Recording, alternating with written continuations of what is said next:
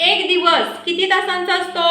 24 तासांचा. म्हणजे त्याच्यामध्ये आपण 12 तासाचा दिवस आणि 12 तासाची रात्र म्हणतो, हे की नाही?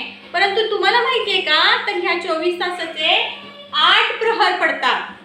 म्हणजे 3 चे 8 भाग पडतात. बघा, 8 त्रिक 24 झाला 24 तासांचा दिवस. मग एक दिवस म्हणजे दिन आणि रात्र, 12 तासाचा दिन आणि 12 तासाची रात्र असं मिळून असतं. परंतु प्रहर म्हणलं की त्याच 24 तासांचे 8 प्रहर पडतात. किती प्रहर पडतात? 8 प्रहर पडतात. बघा, पहिला जो प्रहर आहे तो आहे प्रातःकाळ. काय आहे? प्रातःकाळ. तो असतो पहाटे 3 ते 6. झाले का 3 तास? झाले का? त्यानंतर दुसरा प्रहर असतो सकाळ. दुसरा प्रहर काय असतो? सकाळ म्हणजे किती ते किती? सकाळी 6 ते 9 पर्यंत. 6 वाजल्यापासून 9 वाजेपर्यंत. त्यानंतर असतो तिसरा प्रहर. तिसरा प्रहर असतो दुपार पूर्व. तिसरा प्रहर कोणता? दुपार पूर्व. असतो सकाळी 9 ते 12. सकाळी 9 ते 12. शनिवारी आपली शाळा सकाळच्या प्रहरी असते, सकाळच्या वेळेला असते. संस्कृत भाषेमध्ये प्रहर म्हणतात. हा, सकाळी 9 ते 12. त्यानंतर चौथा प्रहर येतो मध्याह्न. चौथा प्रहर कोणता येतो?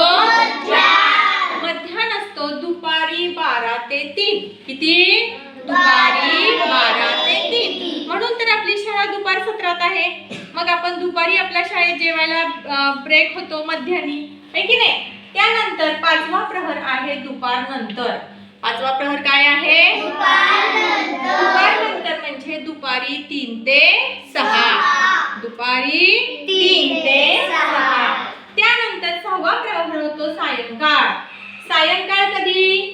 सायंकाळी 6 ते 9. सायंकाळी 6 ते 9. त्यालाच आपण आपल्या बोली भाषेमध्ये संध्याकाळ म्हणतो. त्याला काय म्हणतो आपण? संध्याकाळ.